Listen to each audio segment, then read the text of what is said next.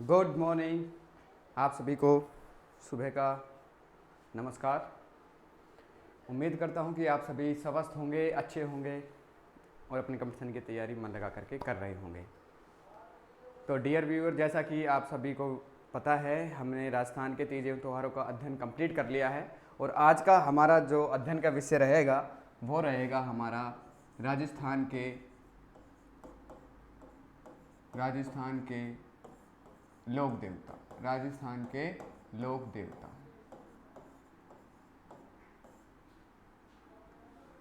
आज का हमारा जो विषय रहेगा वो रहेगा राजस्थान के लोक देवता। जैसा कि आप सभी को पता है, राजस्थान के लोक देवता से संबंधित एग्जाम में 2 या 3 क्वेश्चन आसानी से पूछे जाते हैं। बहुत से लोक देवता हैं, प्रत्येक लोक देवता का हम विस्तार से डिटेल से अध्ययन करने की कोशिश करेंगे। तो सबसे पहले हमारे लोक देवता आते हैं पाबूजी राठौड़। सबसे पहले हम अध्ययन करेंगे पाबूजी राठौड़ का। पाबूजी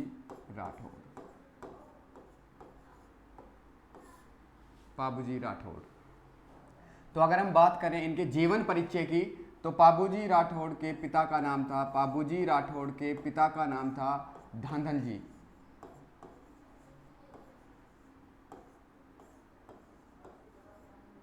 पाबूजी राठौड़ के पिता का नाम धांधल जी। माता का नाम कमला दे इनकी माता का नाम था। इनके जन्म की बात करें तो इनका जन्म हुआ था कोलूमंड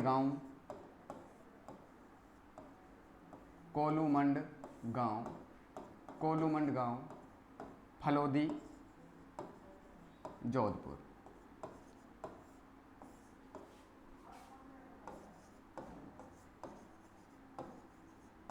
और कब हुआ था? 1239 ईस्वी। 1239 ईस्वी। अगर हम इनकी मृत्यु की बात करें कि इनका निधन कब हुआ था, तो इनका निधन हुआ था 1276 ईस्वी। तो ये था इनका संक्षिप्त परिचय। पाबूजी राठौड़ के पिता का नाम था धांधल जी, माता का नाम था कमला दे। इनका जन्म हुआ कोलूमंड गांव, फलोदी, जोधपुर में 1239 ईस्वी को। मृत्यु हुई 1276 ईस्वी को। तो यदि मैं बात करूं, राजस्थान जीके हो, चाहे वो हमारी इंडिया लेवल की जीके हो, चाहे हमारी वर्ल्ड लेवल की जीके हो, आपको कितनी इन्फॉर्मेशंस पता है और कितनी इन्फॉर्मेशंस को आप याद रख पाते हो, यही आपके सिलेक्शन का आधार बनता है। जितनी भी सूचनाएं होती हैं, उन सूचनाओं को आप कितनी बार लिखते हो, कितनी बार उनको बोलते हो, यही डिपेंड करता है कि आप जीके में कितने एक्सपर्ट हो। जीके अगर आप ये सोच रहे हो कि एक बार पढ़ने से आप जीके को सीख जाओगे, नहीं होता। जीके एक सूचनाओं का संग्रह है। ये सूचनाएं हैं, ये सभी सूचनाएं हैं कि इनका जन्म कहाँ हुआ, फलोदी, जोधपुर में 1239 में, पिता ये थे, माता ये थी। अब इन सूचनाओं को आप कितने लंबे समय तक इनको याद रख पाते हो और कौन से तरीके होते हैं, टेक्निक्स होती हैं कि आप इनको ज़्यादा से ज़्यादा याद रख सके, वही आपको जीके में एक्सपर्ट बनाती है। बहुत सारे बच्चे बहुत बार पढ़ लेते हैं, भूल जाते हैं। ऐसा नहीं है। आप लिखित में लिख करके याद कीजिए। जब आप ऑनलाइन वीडियो देख रहे हैं, मेरी वीडियो देख रहे हैं, तो उस समय भी आप रजिस्टर को कैरी कीजिए, एक रजिस्टर में लिखते रहिए कि जो भी सूचनाएं आती हैं। तो हम बात करें अगर पाबूजी राठौड़ की, तो पाबूजी राठौड़ के पिता का नाम धांधल जी था, माता कमला दे थी। जन्म कोलूमंड गांव, फलोदी, जोधपुर में हुआ 1239 को और मृत्यु हो गई 1276 को। अब बात करते हैं इनकी घोड़ी की। तो इनकी घोड़ी का नाम था केसर कालमी। इनकी घोड़ी का नाम था। और ये जो घोड़ी थी, इनको दी थी किसने? देवल चारणी नामक महिला ने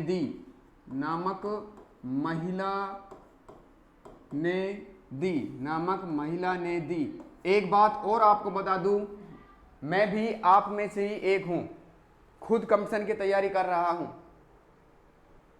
मैं भी इन चीज़ों को घर पर पढ़ता हूं, आपको पढ़ाता हूं, एक दो बार लिख करके देखता हूं, फिर आपके सामने मैं उपस्थित होता हूं। तो कोई भी बड़ा इश्यू नहीं है कि किस प्रकार से इन चीज़ों को सीखा जाए। तो ज़्यादा से ज़्यादा आप इनको लिखें, पढ़ें, प्रैक्टिस करें, आपको भी ये चीज़ें आसान लगने लग जाएंगी। तो पाबूजी राठौड़ की जो घोड़ी का नाम था वो था केसर कालमी, और जो केसर कालमी घोड़ी थी इसको दिया देवलचारिणी नामक महिला ने इनको दिया था। अब थोड़ा सा मैं एक ब्रीफ इंट्रोडक्शन बता देता हूं। इस घोड़ी को जींदराव खींची करके एक व्यक्ति था जो लेना चाहता था, जींदराव खींची उसका नाम था, जो इस घोड़ी को लेना चाहता था, लेकिन कैसे? हठपूर्वक, बलपूर्वक लेना चाहता था। लेकिन ये जो महिला थी देवलचारिणी, वो इस घोड़ी को उसको नहीं देना चाहती थी। पाबूजी राठौड़ का जिस समय विवाह हो रहा था उस समय उन्होंने 3 ही फेरे लिए थे, तो बीच में जो जींदराव खींची था जबरदस्ती करके इस घोड़ी को लेने के लिए आ जाता है। जैसे ही ये बात पाबूजी राठौड़ को पता लगती है, उस समय उन्होंने 3 फेरे ही लिए होते हैं, ठीक है, तो बीच में ही 3 फेरों को छोड़ करके वो इस घोड़ी को बचाने, उसकी गायों की रक्षा करने के लिए तथा देवलचारिणी की रक्षा करने के लिए जींदराव खींची से उसकी लड़ाई हो जाती है, युद्ध छिड़ जाता है, जिसमें डेमा तथा चांदा जो कि 2 भील भाई थे, उन भील भाइयों ने पाबूजी राठौड़ की सहायता की और दैचू गांव जोधपुर में इस प्रकार से युद्ध करते समय पाबूजी राठौड़ जो है वो वीर गति को प्राप्त हुए थे। तो इस बात को आप यहां पर इस प्रकार से लिख सकते हैं कि ये जो घोड़ी थी, ये घोड़ी किसकी थी? देवलचारिणी महिला थी। पाबूजी राठौड़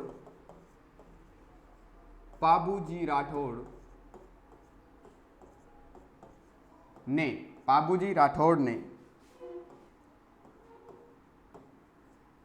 देवलचारिणी तथा उनकी गायों की रक्षा करने हेतु अपने विवाह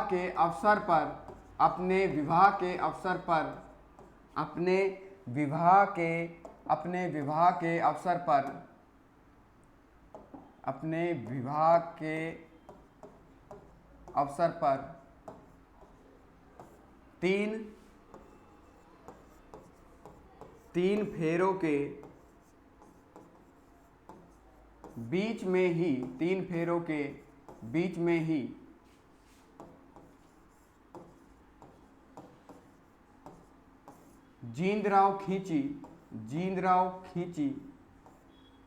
जींदराव खींची से युद्ध किया तथा देचू गांव ये गांव है जोधपुर में, तथा देचू गांव जोधपुर में वीर गति को प्राप्त हुए। इसमें या इस युद्ध में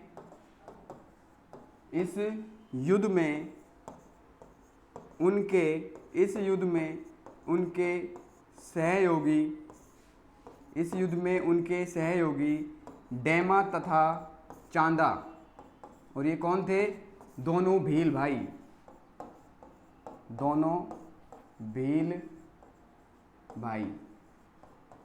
थे।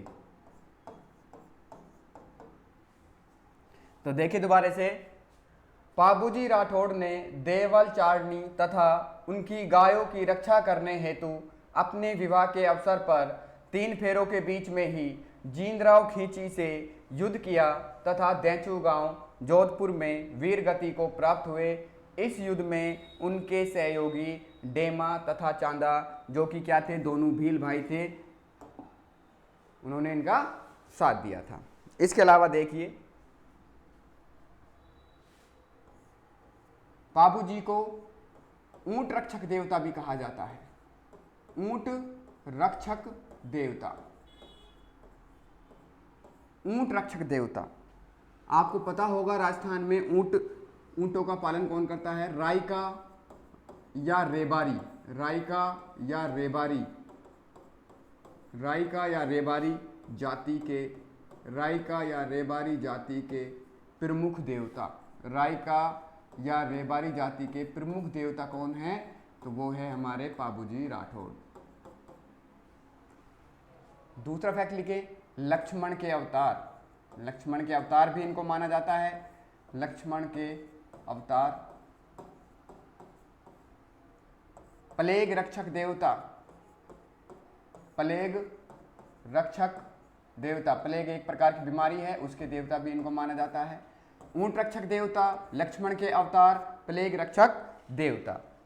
इसके अलावा एक फैक्ट और लिखेंगे, पाबूजी ने गुजरात से आए, पाबूजी ने गुजरात से आए 7 थोरी भाइयों को, 7 थोरी भाइयों को शरण दी, 7 थोरी भाइयों को शरण दी, अर्थात शरणागत भी हो गए। गुजरात से आए हुए 7 थोरी भाइयों को शरण दी, इसलिए क्या हो गए? शरणागत भी हो गए। इसके अलावा आप देखेंगे आगे,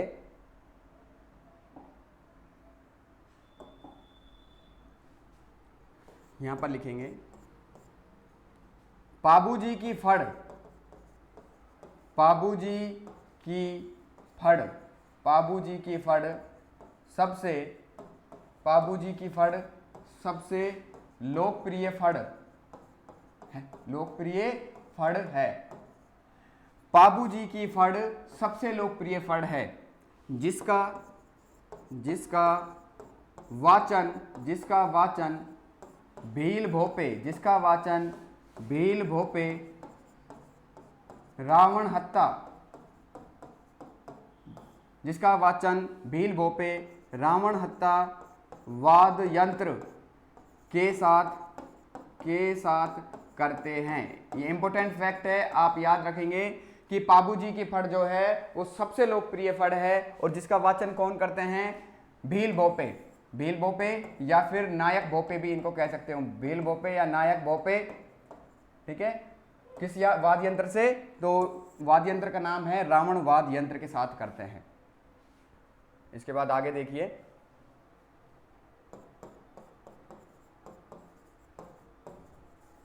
पाबूजी के वीर गाथा गीत, पाबूजी के वीर गाथा गीत, वीर गाथा गीत को क्या कहते हैं? पावड़े। पाबूजी के वीर गाथा गीत को क्या कहते हैं? पावड़े या पवाड़े, हिंदी में कहें तो भजन। पाबूजी के वीर गाथा गीत पावड़े या पवाड़े का वाचन माट वाद्य यंत्र के साथ किया जाता है, माट वाद्य यंत्र के साथ किया जाता है। तो आप ध्यान रखें, पाबूजी की फड़ सबसे लोकप्रिय फड़ है, उसका वाचन भील या नायक भोपे रावण हत्ता वाद्य यंत्र के साथ करते हैं। पाबूजी के वीर गाथा गीत क्या कहलाते हैं? पावड़े या पवाड़े, जिसका वाचन किस वाद्य यंत्र के साथ किया जाता है? माट वाद्य यंत्र के साथ किया जाता है। इसके बाद आगे देखिए पुस्तकें, यहां से एग्जाम में क्वेश्चन आपका पूछा जाता है, पाबूजी राठौड़ से संबंधित पुस्तकें। तो पहली पुस्तक आती है हमारी पाबू प्रकाश, पाबू प्रकाश। इस पुस्तक के लेखक हैं आसिया मोड़जी, आसिया मोड़जी। पाबू प्रकाश जो पुस्तक है उस पुस्तक को लिखा है आसिया मोड़जी, और इनके अनुसार, यानी कि इस पुस्तक के अनुसार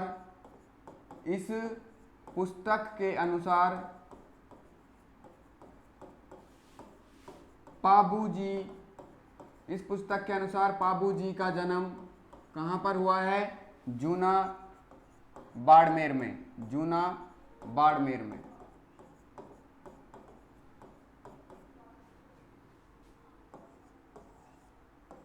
दूसरी पुस्तक है पाबूजी रो दूहा, पाबूजी रो दूहा, ये किताब लिखी है लखराज, ये पुस्तक लिखी है लखराज ने।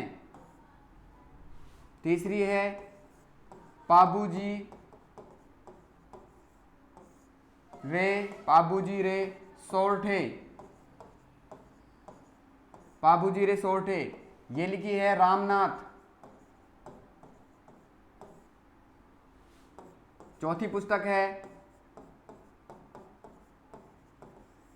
पाबूजी रा रूपक, पाबूजी रा रूपक, इस पुस्तक को लिखा है मोतीसर बख्तावर, मोतीसर बख्तावर। पांचवी पुस्तक है पाबूजी रा छंद, पाबूजी रा छंद, इसको लिखा है बीठू मेहाजी ने, बीठू मेहाजी। तो ये 5 किताबें हैं पाबूजी राठौड़ से संबंधित। आप प्रत्येक का याद रखेंगे। पाबू प्रकाश लिखी है आसिया मोड़जी ने, पाबूजी रो दूहा लिखा है रखराज ने, पाबूजी रो सोरठे रामनाथ, पाबूजी रा रूपक मोतीसर बख्तावर, पाबूजी रा छंद बीठू मेहाजी। तो ये चर्चा हुई हमारे पहले लोक देवता पाबूजी राठौड़ से संबंधित। इसके बाद हमारे अगले लोक देवता आते हैं, अगले लोक देवता के रूप में आते हैं हमारे सेकंड नंबर पर मेहाजी मांगलिया,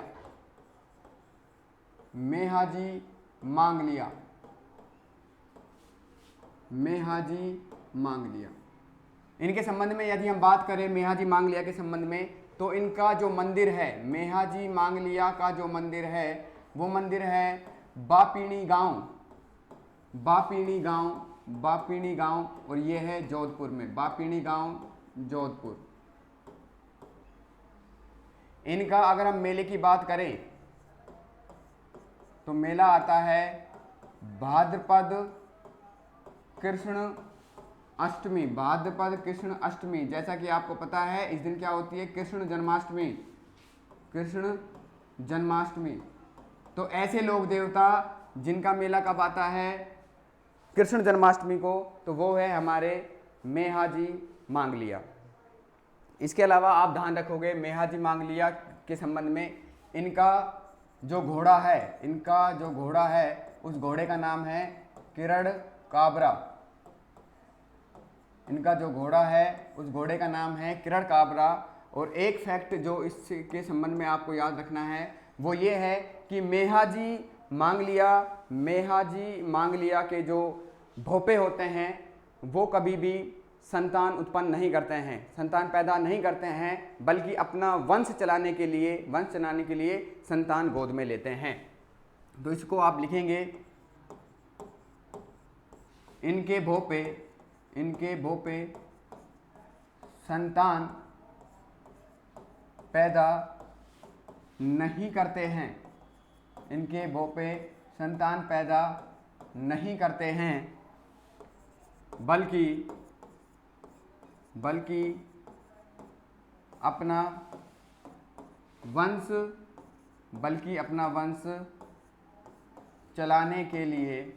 बल्कि अपना वंश चलाने के लिए संतान गोद लेते हैं।